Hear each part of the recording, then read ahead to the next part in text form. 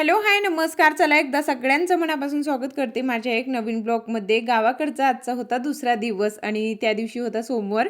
तर 2-3 दिवस झालेत ह्या ब्लॉगला. थोडंसं मी लेट अपलोड करते. कसं एडिटिंग करणं, गावाकडून रिटर्न येणं, घरी आल्यावरच मी गावाकडचे जे काही छोट्या-मोठ्या क्लिप असतात ना, ते मी तुमच्यासोबत शेअर करत असते.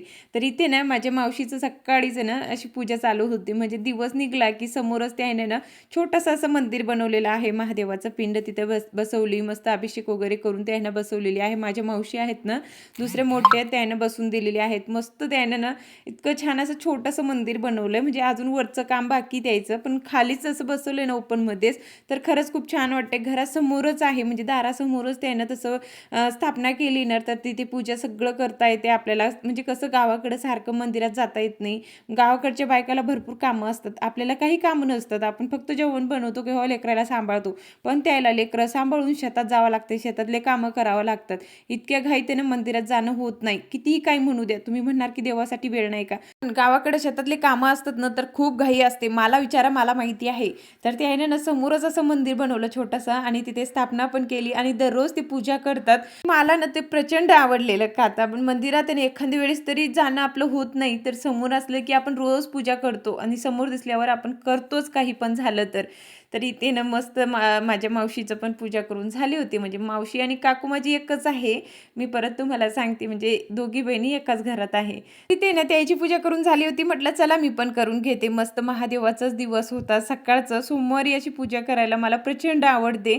पण आपल्या घाईमध्ये किंवा आपल्या शहरात आपलं राहणं आणि त्याच्यामधून आपण मंदिरात जाणं आपल्याकडून होत नाही, खरं सांगू तर. आणि समोर मला तिथे मंदिर दिसला, मस्त वाटत होता. म्हटलं चला मी पण पूजा करून घेते. मस्त माझी पूजा करून झाली. आणि माझी आईचं आणि काकूचं नेहमीच असतं ते सकाळचं उठल्याबरोबर पूजा करायचं आणि ते एकदम स्वच्छ आणि क्लीन ठेवतात. ते खरंच खूप मस्त आहे हां.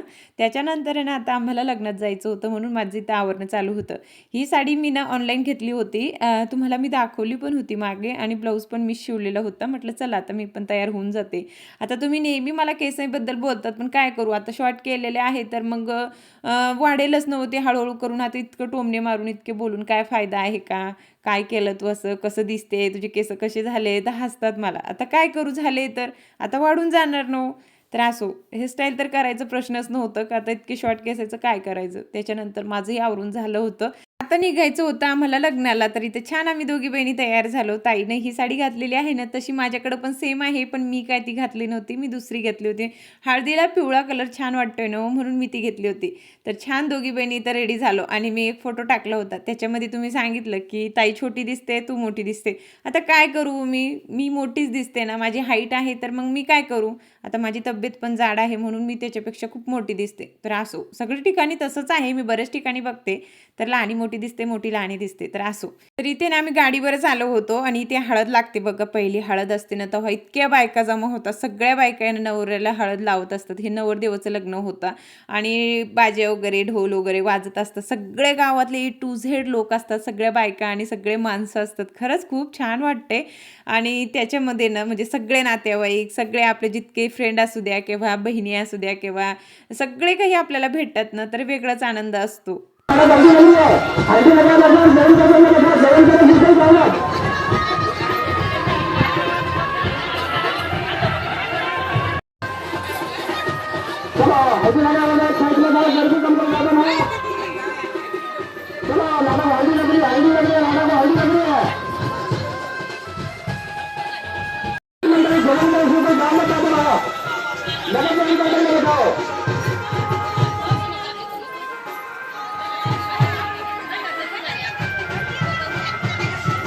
आमच्यात आहे ना हळद अशी असते, पूर्ण गावातले लोक असतात. आता मी पूर्ण तुम्हाला ना तसं व्हिडिओ दाखवू शकत नाही, म्हणजे तेवढंच राहिलं तर कॉपीराईट येणार किंवा तुम्हाला समजणार पण नाही. मी काय बोलते, ते काय बोलताय, काहीच समजणार नाही. म्हटलं पुढं मी ऑयझोर करते.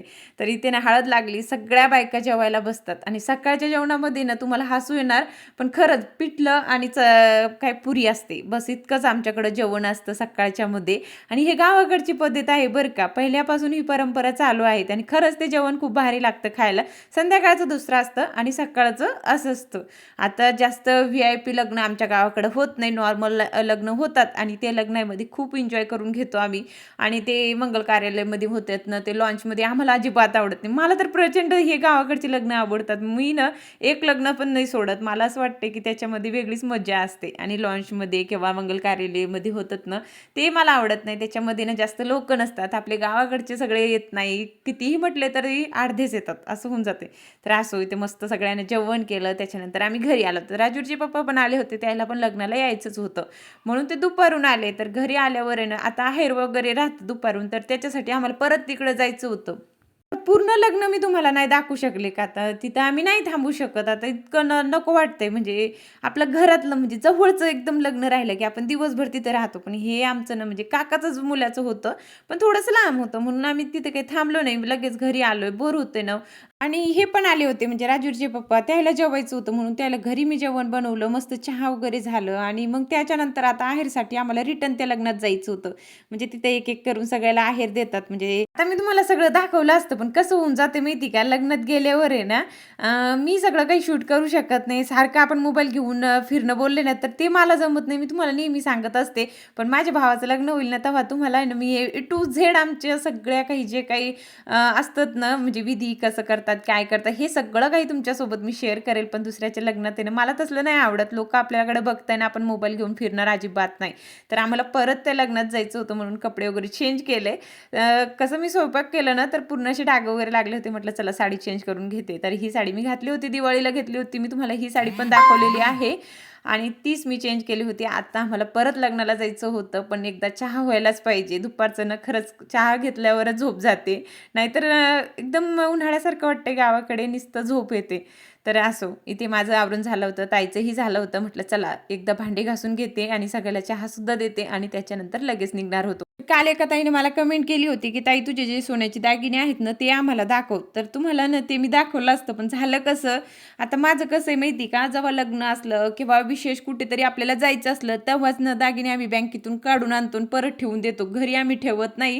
म्हणजे माझ्याकडे जास्त नाही आहे, फक्त एकच नेकलेस वगैरे आहे. तर त्याची डिझाईन आता तुम्हाला दिसते की नाही ते मी सांगू शकत नाही. पण घरी नाही माझ्याकडे. मी तुम्हाला दाखवलं असतं. लगेच आम्ही बँकेमध्ये ठेवून देतो. जातानाच आम्ही घेऊन गेलो होतो आणि येताना परत ठेवून दिली. तर नेक्स्ट टाईम जर लग्न राहिलं कोणाचं आणि परत मी जर घातली ना, तर नक्कीच तुमच्यासोबत त्यांची डिझाईन वगैरे सगळं काही शेअर करेल. पण आता काहीच मी तुम्हाला दाखवू शकत नाही, का तर ते ठेवून दिलेलं आहे बँकेमध्ये आणि माझ्याकडे नुसतं 2 वाटींशिवाय घरात काहीच नसतं. एवढंच मंगळसूत्र, बाकीचं काहीच नाहीये आणि काय तुम्हाला मी दाखवू असं होऊन गेले. तर असो, त्याच्यानंतर आम्ही ना लगेच लग्नात निघालो होतो. तिथं गेलो, जेवण वगैरे केलं, आहेर झालं आणि मग परत आम्ही घरी आलो होतो. आता मम्मी आमच्यासोबत घरी आली नव्हती.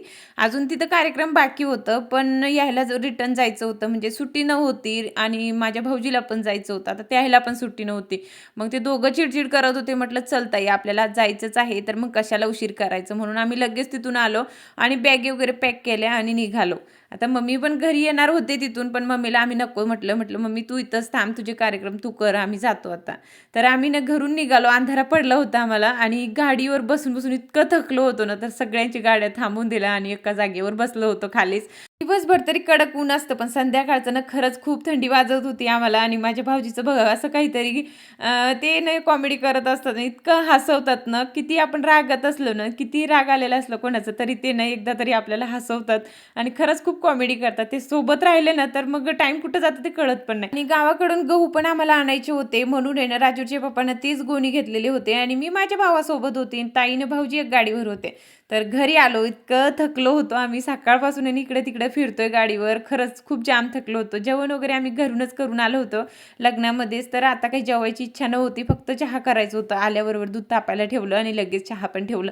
तिथे ना सगळ्याला चहा तर मी देऊन टाकलं, पण राजवीरला भूक लागली होती. त्याला जेवायचं होतं. तो लग्नामध्ये अजिबात त्यानं जेवण केलं नाही. तो घरी आल्याबरोबर बोलतोय, की "मम्मी मला भूक लागली आहे." तर आता मी काही जेवण बनवणार नव्हते म्हणून त्याच्या पप्पानं बाहेरून त्याला पार्सल आणलं होतं. ते बोलले, की "नको बनवूस, मी आणून देतो."